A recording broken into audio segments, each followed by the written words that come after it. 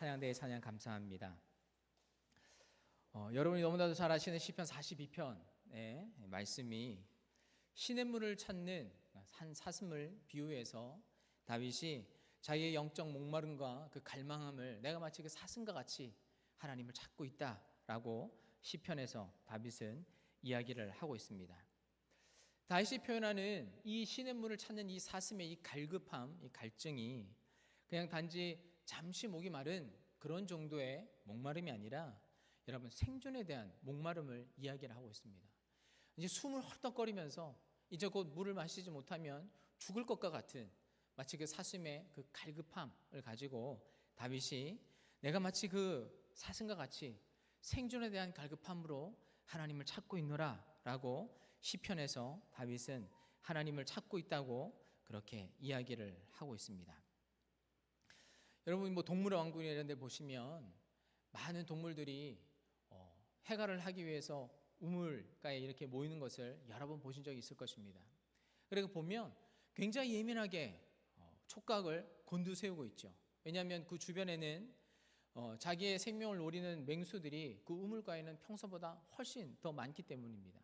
그래서 작은 움직임 하나, 작은 소리 하나에도 아주 극도로 예민하게 반응하면서 조심스럽게 물을 먹는 초식 동물을 우리가 볼 수 있는데, 여러분 마치 그런 것처럼 어느 순간 우리의 갈증이, 동물의 갈증이 그 임계점을 넘어버리면 생명을 무릅쓰고라도 우물가에 가서 물을 먹는 것이죠. 그만큼 갈급한 심령으로 오늘 이 사슴이 물을 찾는 것 같은 심정으로 내가 하나님을 찾고 있습니다. 다윗은 그렇게 이야기를 하고 있으며 시편으로 하나님을 찬양하고 있습니다. 다윗이 어떤 외적인 환경에 의해서 느끼는 결핍이 아니라는 것이죠. 뭐가 좀 부족해서, 외적인 상황이 좀 부족해서, 재물이 좀 부족해서, 권력이 부족해서, 사람이 부족해서 그런 것 때문에 느끼는 결핍이 아니라 근원적인 인간 내면 안에서 느끼는 영적인 갈급함을 이야기를 하고 있는 것입니다. 동물이나 사람이나 육체적으로 그 갈급함을 느끼는 것은 다 마찬가지입니다. 그러나 사람은 영혼을 가지고 있는 존재이기 때문에 여러분 우리 영혼이 하나님으로 만족하지 못할 때 여러분 우리 영혼은 영적인 갈급함을 느끼는 존재다라고 성경은 말씀을 하고 있습니다. 인간을 탐구하는 많은 과학들이 있죠. 많은 학문들이 있습니다. 심리학도 그렇고 철학도 인간을 탐구하고 신학도 마찬가지입니다. 이 모든 학문들이 사람을 향해서 공통점으로 이야기하는 것은 무엇이냐면 사람은 본질적으로 채워지지 않는 존재이다라는 것에 대해서는 모두가 공통의 의견을 갖는다라고 하는 것입니다. 파스칼이라고 하는 사람이 이런 이야기를 하였습니다. 인간의 마음에는 오직 하나님만이 채울 수 있는 빈 공간이 있다. 그러니까 우리 안에 어떤 공간이 비어있는 공간이 있다라는 것이죠. 하나님이 없는 공간이 있다라는 것입니다. 근데 이 빈 공간을 채울 수 있는 것은 오직 하나님밖에는 없다라고 이야기를 하고 있는 것입니다. 오늘 본문에 나타나고 있는 이 수가성에 살고 있는 이 한 여인, 이 여인도 그런 영적 갈증을 느끼며 살아가는 여인이었습니다. 그 여인 안에도 큰 구멍이 나 있고 영적으로 몹시 메말라 하는 그런 여인 중에 한 사람이었습니다.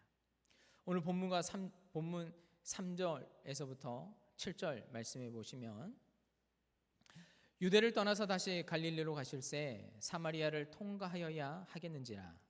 사마리아에 있는 수가라는 동네에 이르시니 야곱의 그 아들 요셉에게 준 땅이 가깝고 거기 또 야곱의 우물이 있더라. 예수께서 길 가시다가 피곤하여 우물 곁에 그대로 앉으시니 때가 6시쯤 되었더라.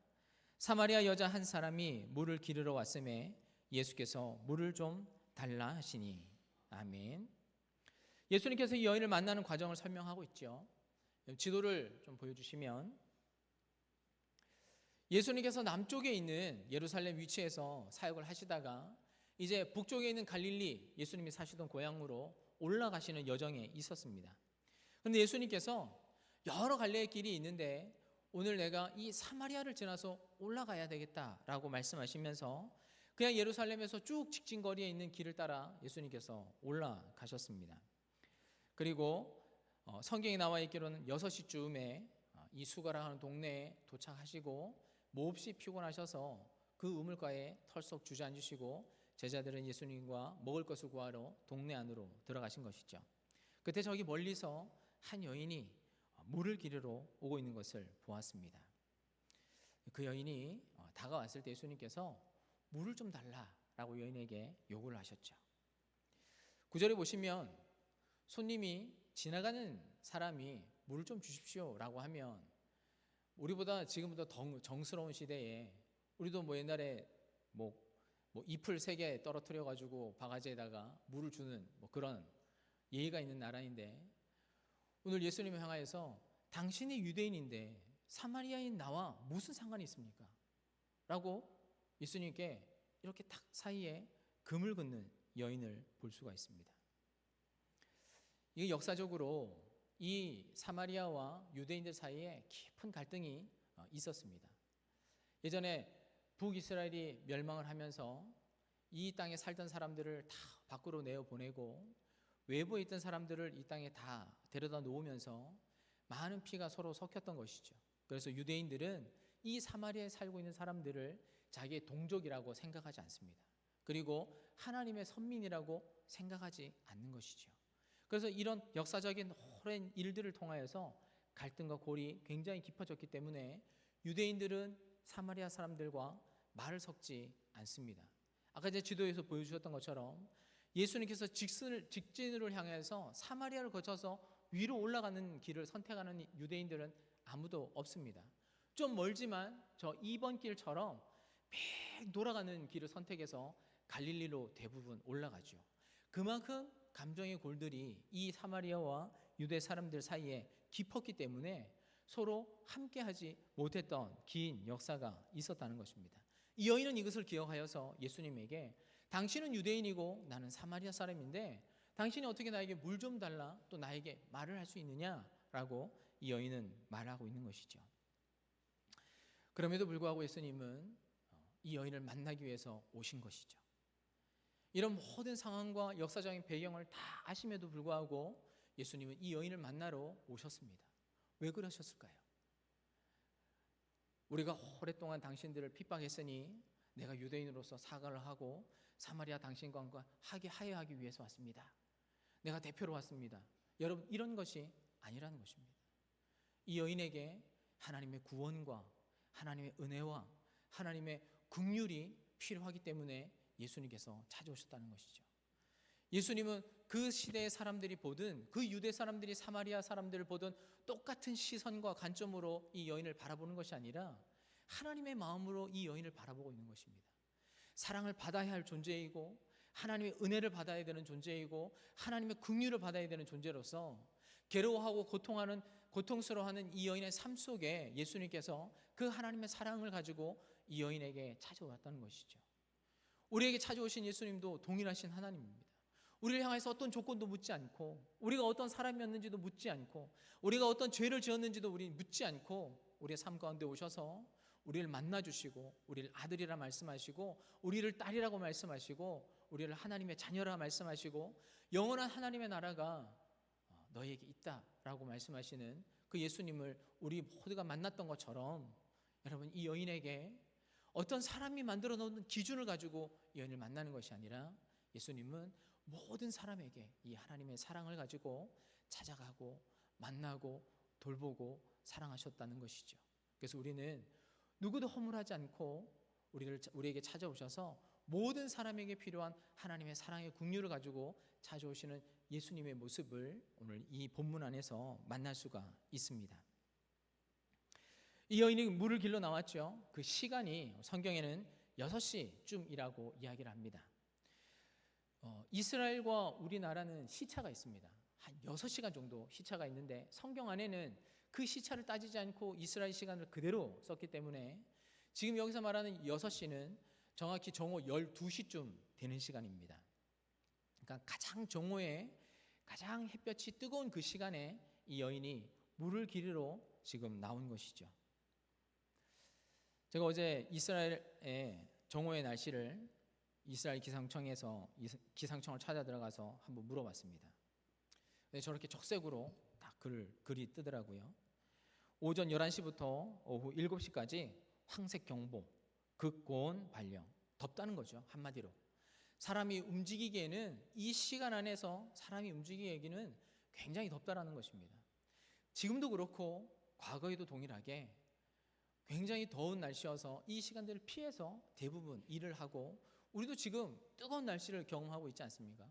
그래서 대부분 이 시간들을 피해서 활동을 하는데, 이 여인이 가장 뜨거운 날, 사람들이 다니지 않는 이 시간, 누구도 이 우물에 오지 않는 이 시간에 혼자서 정기적으로 물을 기르러 오는 이 여인을,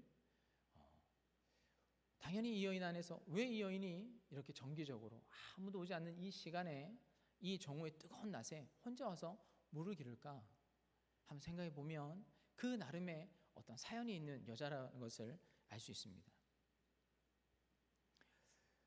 제 또래 위에 계시는 우리 분들은 이런 걸 다 아실 거라고 생각되어지고, 제 연배나 아니면 제 밑에 연배의 분들은 아마 잘 모르실 수도 있다고 생각되어집니다.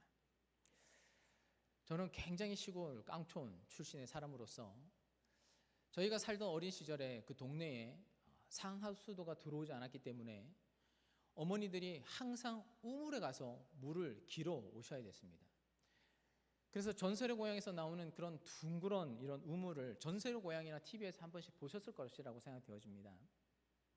진짜 두레박을 던져가지고 거기서 물을 길러 올려가지고 뭐 빨래도 하고 설거지도 하는 정말 그런 우물이 동네에 있었기 때문에, 그 동네에는 모든 그 시간대에 그 가정 주부들이죠. 주부들이 다 나와서 빨래도 하고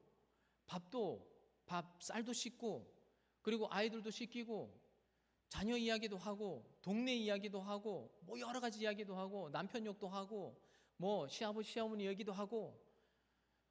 여러분, 그 우물이 사랑방이었습니다. 여성들에게는. 저는 어릴 때 그 기억이 생생하기 때문에, 그렇기 때문에 이 여인이 이렇게 혼자 나와서 혼자 쓸쓸한 그 우물가에 혼자 물을 깃고 돌아간다고 하는 것은 아무래도 어떤 사연이 있는 여인이라고 밖에는 볼 수가 없는 것이죠. 예수님께서 이 여인과의 대화를 계속 하십니다. 물을 달라 하시던 그 여인을 향해서 예수님께서 유대인으로 사마리아에게 왜 물을 달라 하십니까? 라고 선을 긋는 이 여인에게 예수님께서 10절 말씀에 이렇게 답변을 하십니다. 예수께서 대답하여 이르시되 내가 만일 하나님의 선물과 또 내게 물 좀 달라 하는 이가 누구인 줄 알았더라면 내가 그에게 구하였을 것이요 그가 생수를 내게 주었으리라. 또 13절과 14절 말씀입니다. 예수께서 대답하여 이르시되 이 물을 마시는 자마다 다시 목마르려니와 내게 주는 물을 마시는 자는 영원히 목마르지 아니하리니 내가 주는 물은 그 속에서 영생하도록 솟아나는 샘물이 되리라. 아멘. 예수님께서 대답하시죠. 내가 마시는 이 물은 마시면 또 마셔야 된다. 그러나 내가 너에게 주는 이 물은 한 번 마시면 다시는 목마르지 않고, 그리고 이 물은 내 속에서 계속토록 영원토록 솟아오는 샘물이 되어서 내 영혼의 갈급함을 만족해 줄 것이다 라고 예수님께서 말씀하십니다. 내가 그 여인에게 당신이 내가 누군지 알았더라면 당신이 나에게 이 생수를 달라고 요구했을 것이다 라고 예수님께서 이야기를 하시죠. 그러면서 계속 대화를 이어가십니다. 예수님께서 이 여인에게 남편 이야기를 하시죠. 남편을 데려와라. 갑자기 이야기가 다른 방향으로 진행되어지죠. 그러나 이 여인에게 가장 이 여인이 감추고 싶었던 이야기, 아마 놀라지 않았을까 싶습니다. 오늘 예수님을 이 거리에서, 이 우물에서 처음 만나는 예수님입니다. 이 동네 사람도 아니고 유대인이기 때문에 이 거리를 지나다니는 분도 아니고 평생 살아가면서 처음 보는 사람이 자기가 가장 감추고 싶고 수치스러운 남편을 이야기를 하는 것에 이 여인은 깜짝 놀랐을 것이라고 생각되어집니다. 예수님께서 그 얘기를 계속 이어가는데 너에게 남편이 5이 있는데 이 남편과 다 헤어졌고 지금 너가 살고 있는 이 남편도 내 남편이라고 볼 수 없다. 내가 정확히 얘기했다 라고 예수님께서 그 여인에 대해서 이야기를 하고 계시죠. 여러분, 이 대화를 통하여서 우리가 이 여인은 어떤 삶을 살아왔을까 라는 것을 우리가 상상을 좀 해볼 수 있죠.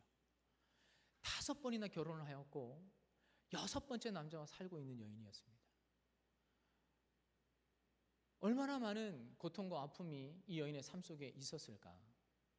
결혼을 하고, 여러분 이 당시에는 여성이 남자를 선택하는 것이 아니라 남성이 여성을 선택하고 또 남성이 여성을 버리는 그런 남성 중심의 시대에 이 여인이 6번, 5번 동안 결혼했다가 버림을 받고, 결혼했다가 버림을 받고, 결혼했다가 버림을 받기를 5번을 하고, 지금도 온전하지 않는 남편과 살고 있는 그 여인의 심정과 삶이 과연 어떠하였을까? 예수님 알고 계셨죠? 결혼하는 것도 쉽지 않고 또 한 사람과 만나면서 경험했던 행복도 있겠지만 아픔도 생각해 보면 여러분 이 여인에게는 숱한 마음의 아픔과 고통이 이 여인의 삶 속에 있었던 것이고, 또 그 동네의 많은 사람들이 이 여인을 향하여서 수군거림, 이 여인을 향하여서 어떤 낙인 찍히는 이런 일들과 행동들, 태도들, 이런 것들을 매일 경험하면서 그런 것들을 보기 싫고 듣기 싫기 때문에 이 낯선 시간에 이 여인 혼자서 이렇게 물을 깃는 것이죠. 그래서 이런 질문을 한번 해보았습니다. 왜 이 여인은 5번씩이나 결혼을 하고 또 왜 똑같은 실수를 또 반복할까?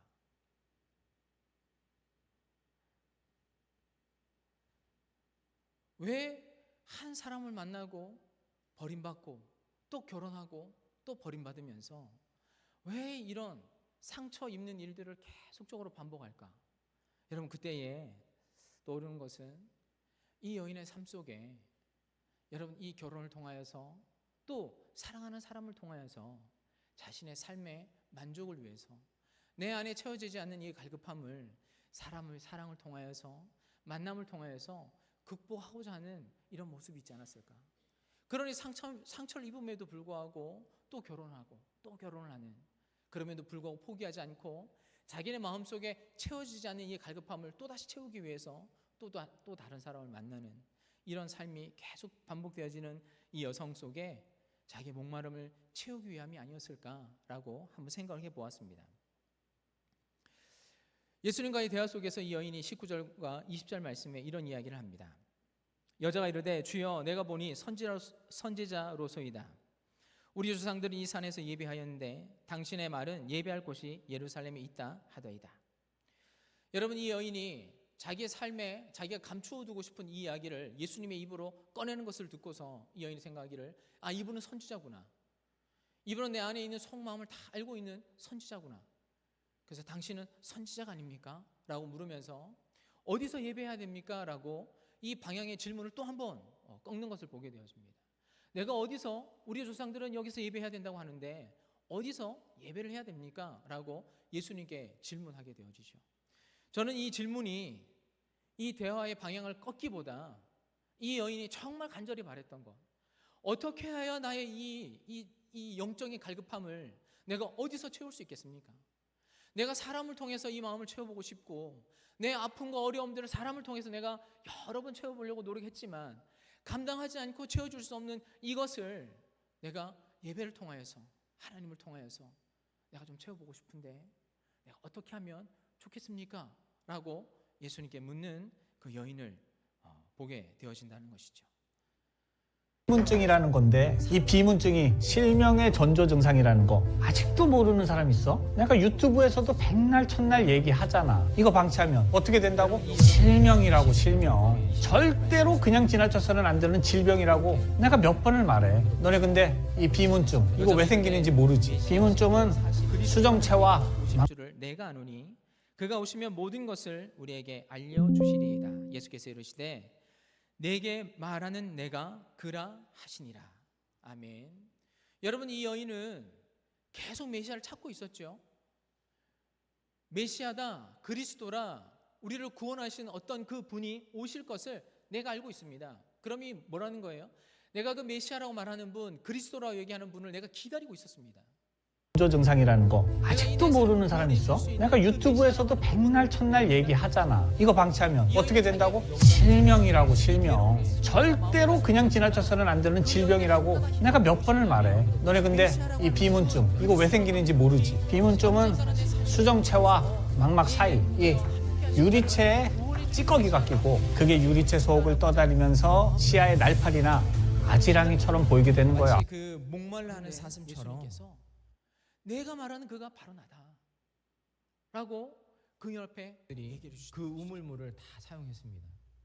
여러분 귀로만 그러면 듣던 그 하나님이 그 우물에 자기 눈앞에 어떤 동네 아주머니들이 여러분 내가 만질 수 있고 나오셔가지고 내가 고백할 수 있는 하나님으로 거의 정기적으로 그 말씀이 시간에 육신이 다 돼서 그 만나는 연 앞에 시간이었어요. 나타나는 여기 사랑방 같은 곳이죠. 여기서 하나님께서 만나서 내가 쌀도 메시아를 너에게 씻고 보내주겠다. 빨래도 하고 내가 영원히 너희와 장소도 함께 하겠다라고 하셨던 그 하나님의 약속의 말씀이 정말 변하지 않고 그 약속의 말씀대로 그 여인의 눈앞에 예수님께서 나타나셨던 것이죠. 수도 없는 마음의 상처, 그때에 이 여인이 또 정말 자기 영혼의 스스로에 그 대한 만족함을 모멸감, 누릴 수가 있었습니다. 많은 상처들로 어떤 것으로 채워지지 그 여인의 않는 마음이 어떤 것으로도 채워지지 않는 그 영혼의 갈급함이 자기에게 나타나셨던 성경 안에서 하나님께서 약속하셨던 그 않았을까 예언의 성취로서 라고 나타나신 그 생각해- 예수님을 봄으로 생각해 인해서 보게 되었습니다. 아 하나님께서 나를 놓지 여인이 이렇게 얘기합니다. 19절과 하나님께서 20절 나를 포기하지 말씀입니다. 않으셨구나. 하나님께서 나와 함께 하시고 여자가 이르되 주여 내가 보니 선지자로서이다. 우리 조상들은 이 산에서 예배하였는데 당신들의 말은 예배할 곳이 예루살렘. 영혼의 영혼을 만족시키는 정말 일대의 귀한 사건이 되었다고 말할 수 있을 것입니다. 함께 살던 사람을 함께 우리의 영적 자녀를 낳은 목마름을 채울 수 사이에 있는 분은 자기의 자기의 하나님 분이십니다. 여러분 파스칼은 무한한 하나님이 채울 수 있는 인간의 무한한 공허라고 하는 이야기를 하면서 오직 하나님의 사람의 무한한 이 공허는 하나님의 영원하심으로만 채울 수 있다라고 이야기를 하였습니다. 13절 말씀에 예수님께서 말씀하셨죠. 이 물을 마시는 자마다 다시 목마른다.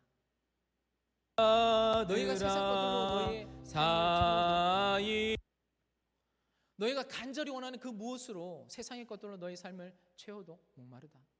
또 마셔야 되고 또 입어야 되고 하나님 우리를 저 또 세상 느껴야 가운데 나아가 여전히 목마른 그 결국에는 물을 다시 마시며 여러분 이 영적인 공고함 속에 살아가는 그들에게 구원의 열매가 되어 주시고 또 우리에게 영원할 것 생수가 같고 되어 주시는 또 예수님을 너무나도 증거하라고 사랑해서 증인으로 우리를 부르신 줄 아오니 남녀가 하나님 아버지 연애할 그 때는 생수를 정말 이 가지고 사람을 통해서 세상 가운데 내 마음의 나아가 모든 것이 복음을 다 증거하는 채워주시고 하나님의 저 사람들 사람의 존재로 다 되게 하여 내 모든 주시옵소서. 삶이 채워지고 감사드리며 저 사람을 예수님의 기억하고 이름으로 떠올리는 것만으로도 기도하였습니다.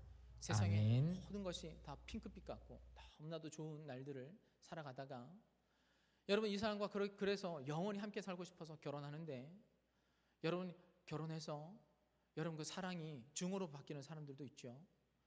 여러분 너무나도 사랑했던 사람이 원수로 등을 돌리는 경우가 허다합니다. 다시 목마릅니다. 어제 인터넷에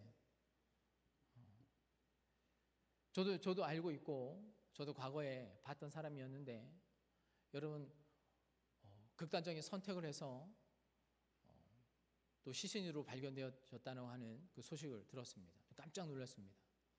저도 개인적으로는 정말 방송하는 그 내용들도 되게 사람들의 유익한 말들도 많이 하고 또 많은 사람들이 좋아하고 인기도 많았던 사람이었는데 이 사람이 무엇이 부족해가지고 이런 극단적인 선택을 하였을까?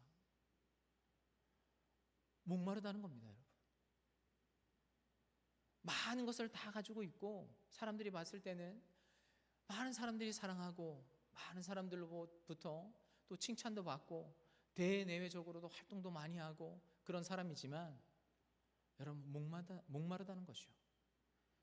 눈에 보이는 외적인 그 어떤 것들이 세상적인 우물이 우리의 영혼을 결코 채워줄 수 없다라고 하는 것입니다. 오직 생수이신 예수 그리스도만이 여러분의 마음을 충만하게 채우실 수 있습니다. 여러분 이 여인은 자기의 그 마음이 충만하게 채워지자 자기가 만나고 싶지 않았던 사람들, 자기가 기피하고 싶지 않았던 그 동네에 뛰어들어가서 여기에 메시아가 있다 외치면서 사람들을 데리고 예수님 앞으로 데리고 나왔습니다. 여러분 이것이 복음의 능력이지요. 이것이 하나님의 능력입니다. 우리의 마음이 하나님으로 충만하게 채워지면 우리가 할 수 없었던 일들을 하게 되어집니다. 우리가 감당할 수 없는 일들을 하게 되어지죠.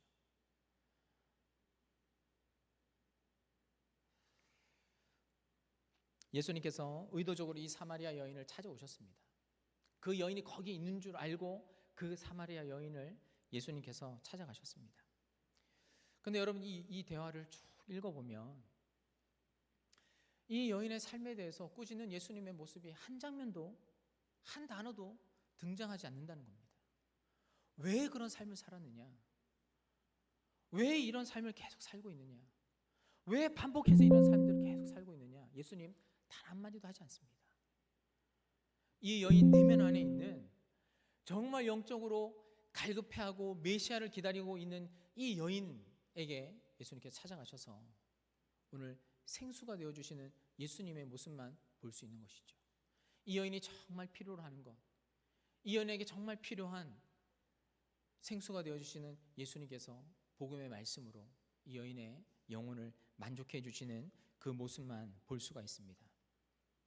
우리의 삶으로 우리의 삶 깊은 곳에 다가오시는 예수님도 다르지 않다고 생각되어집니다. 여러분 질병관리청 본부에 의하면 약물, 도박, 알코올, 인터넷, 스마트폰 중독 환자들이 시간이 지날수록 점점 더 늘어간다고 합니다. 이 풍요로운 시대를 살아가는데 왜 이런 중독 환자들이 계속 늘어만 갈까요? 여러분 다시 목마르기 때문 아닐까요? 여러분 어찌 보면 하나님의 말씀과 복음의 능력이 이 시대에 더 필요한 줄 모르겠습니다. 너무나도 목말라 하는 사람들이 많고 너무나도 갈증에 허덕이는 사람들이 너무나도 많은 이 시대에 오늘 하나님께서 우리들에게 먼저 생수를 주셨고 오늘 그 생수의 역할을 감당하라고 이 복음의 말씀을 들고 증인된 삶을 살라고 우리와 우리 공동체를 이곳에 모여서 부르게 하신지 모르겠습니다. 오늘 사랑하는 성도님들, 여러분 안에 하나님께서 주시는 그 영원한 생수의 그 강이 흐르고 있고 그것을 통해서 여러분 영혼이 만족하고 있다고 한다면 여러분 저 밖에 나가서 정말 영적으로 갈급해하고 하나님이 필요한 복음이 필요한 이 사람들에게 나아가셔서 하나님의 복음의 말씀을 이 생수의 근원이신 하나님의 이 복음의 말씀으로 그 영혼을 채울 수 있는 저와 여러분 될 수 있기를 주님의 이름으로 축원합니다. 함께 기도하겠습니다. 살아계신 아버지 하나님, 우리에게 하나님의 복음의 말씀으로 하나님 영원히 목마르지 않는 생수를 우리에게 허락하여 주셔서 감사합니다. 이 물을 마시는 자는 다시 목마르겠지만 예수 그리스도가 주신 이 복음의 말씀은 영원히 목마르지 않는 생수가 되어서 우리 안에서 영원히 샘물이 되겠다고 주님께서 말씀하셨던 것처럼 하나님 오늘 이 시대에 영원히 곤고하고 목말라 있는 사람들에게 하나님의 말씀을 가지고 세상 가운데로 나아가 증인되는 삶을 살아가는 저희 모두가 되게 하여 주시옵소서. 감사와 찬양을 드리며 예수 그리스도의 이름으로 기도하였습니다. 아멘.